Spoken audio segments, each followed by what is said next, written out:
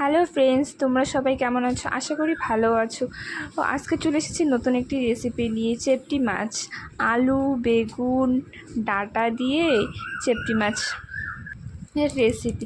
প্রথমে কড়াইতে জিরাটা ভেজে নিলাম, তারপরে লবণ তারপরে হলুদ দিয়ে মাছটাকে মেখে, তারপরে কড়াইতে তেল দিয়ে তারপর মাছটাকে ভেজে নিলাম। ভেজে নেওয়ার পর কড়াইতে একটু পেঁয়াজ থেতো করে দিলাম, তারপর গোটা জিরা দিলাম। গোটা জিরে দিয়ে তারপর কষিয়ে নিলাম। কষিয়ে নিয়ে আলু বেগুন ডাঁটা দিয়ে দিয়েছি।